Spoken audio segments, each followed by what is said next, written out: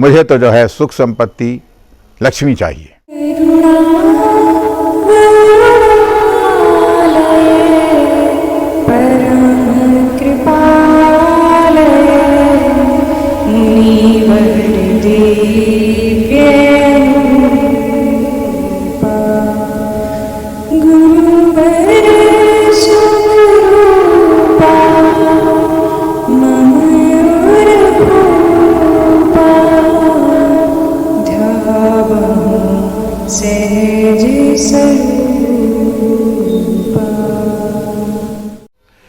मित्रों, एक छोटा सा वाकया, एक छोटा सा उदाहरण मैं प्रस्तुत करना जा रहा हूँ। महात्मा जी बड़े विचित्र थे। जो भी उनके पास जाता था अपनी दुख दर्द भरी कहानी सुनाता था। तो महात्मा जी में एक करुणा का अवतार था, प्रेम का अवतार था। उसे कुछ दे तो नहीं सकते थे अलग से, लेकिन उसे नियम बता सकते थे। महात्मा जी कोई भी नियम, कोई भी मंत्र, कोई भी स्तुति, कोई भी स्तोत्र बताते थे और नियम बताते थे कि इसका इस तरह पाठ करो ब्रह्मचर्य से रह करके, और इतने दिन तक करो, इतने समय पर करो, तो आपको निश्चित रूप से आपको सफलता मिलेगी, दुख दर्द दूर होगा।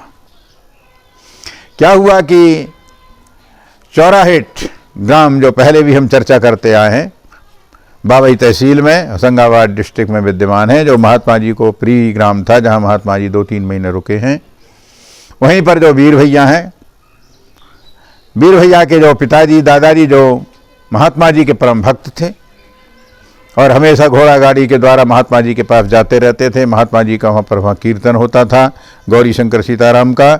इस तरह से महात्मा जी का उस ग्राम से बहुत प्रेम था और इस परिवार से भी बहुत प्रेम था।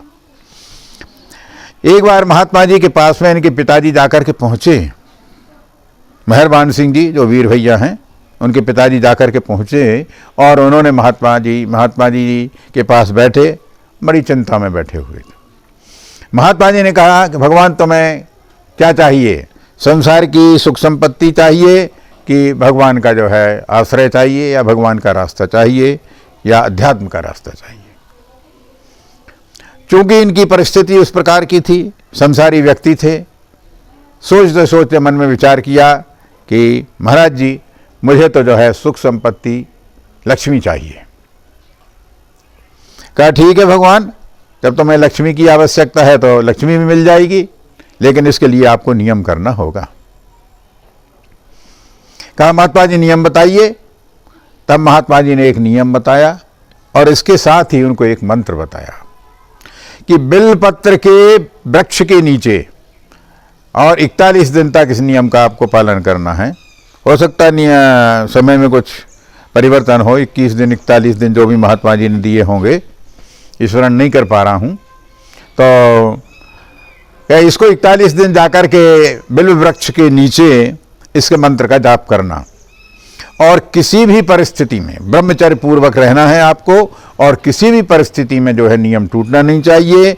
और इसके साथ ही कोई भी बाधा आती है, कोई भी समस्या आती है, उससे को छोड़ करके, मंत्र को छोड़ करके या साधना को छोड़ करके भागना नहीं है, वहीं पर बैठे रहना। अब इन्होंने जाकर के मंत्र का जाप किया, अनुष्ठान शुरू कर दिया, साधना प्रारंभ कर दी और वहां जाकर के मंत्र का जाप करने लगे। कुछ दिन व्यतीत हुए, इतने में ही क्या देखते हैं कि एक बड़ा नाग, काले रंग का भुजंग आकर के उनके सामने बैठ गया, खड़ा हो गया। जब इन्होंने इनको नाग को देखा तो इनके हाथ पैर कांपने लग गए। अब वो नाग उनके और पास आने लग गया, क्योंकि महात्मा जी के यहाँ तो सर्प निकलना, बिच्छू निकलना एक साधारण सी बात थी। महात्मा जी जब नहीं चाहते थे कोई मेरे यहाँ पर आए, तो महात्मा कोई यदि जबरदस्ती प्रवेश करना चाहता था तो सांप और बिच्छू के ढेर लग जाते थे। अब यहाँ पर जो है सिद्धि के कारण ये नाग आया। यदि व्यक्ति इससे डरेगा नहीं, कुछ भी नहीं करेगा, तो वो नाग कुछ भी नहीं करेगा, वो आपको सिद्धि प्रदान करके चला जाएगा। अब इन्होंने जब देखा और जब सांप ने जोर से फुफकार मारी, फुफकार मारते ही जो है इनकी हालत खराब हो गई। वहीं पर उन्होंने माला छोड़ी, अपना सामान छोड़ा और भाग लिए। इस प्रकार से उनका जो अनुष्ठान था, उनकी जो साधना थी, वो खंडित हो गई और फिर उन्होंने मुड़ कर के भी उस बिल्व वृक्ष की तरफ नहीं देखा। अंदर बहुत सारा डर भी बैठ गया होगा और उनकी साधना टूट गई। इन्होंने डूमर जा करके जब महात्मा जी को बताया तो महात्मा जी बहुत हंसे, कहा भगवान वही सिद्धि तुम्हारे पास में आई हुई थी, लेकिन तुमने उसको ठुकरा दिया, तुम डर गए, भाग गए, छोड़ दिया। तो कहने का तात्पर्य यह है मित्रों कि साधना काल में यदि वास्तविक साधना होती है तो उसमें देवताओं के द्वारा, यक्षों के द्वारा, गंधर्वों के द्वारा या अन्य भूत प्रेत इत्यादि के द्वारा बहुत सारे विघ्न भी आते हैं। यदि व्यक्ति उन विघ्नों से निपटने में अपनी सामर्थ्य रखता है तो उन विघ्नों को पार करके अपने यथेच्छ फल को प्राप्त कर लेता है, अपनी अभिलाषा को प्राप्त कर लेता है। तो इस प्रकार से महात्मा जी की बात तो कुछ अद्भुत थी। वो जो कुछ भी कह देते थे, जो कुछ भी बता देते थे, वही मंत्र, वही बात जो है काम करने लग जाती थी। ये महात्मा जी के का प्रभाव था, यही उनकी सिद्धि या जो भी कहें उनका प्रभाव था। वो तो स्वयं ही परम सिद्ध थे। ऐसे पूज्य महात्मा जी ने उस परिवार के ऊपर कृपा तो की, लेकिन क्या है कि व्यक्ति जो है डर के कारण बहुत सारे काम छोड़ देता है। लोग क्या कहेंगे इस चक्कर में भी बहुत सारे काम छोड़ देता है। तो इस प्रकार से मित्रों, कभी भी आप अध्यात्म क्षेत्र में, साधना के क्षेत्र में और किसी भी स्तोत्र या अन्य का जो पाठ करते हैं, भगवान की तरफ बढ़ते हैं तंत्र के द्वारा, मंत्र के द्वारा, यंत्र के द्वारा या अन्य साधनाओं के द्वारा, तो सबसे पहले आपके अंदर अभय होना चाहिए। भगवान ने कहा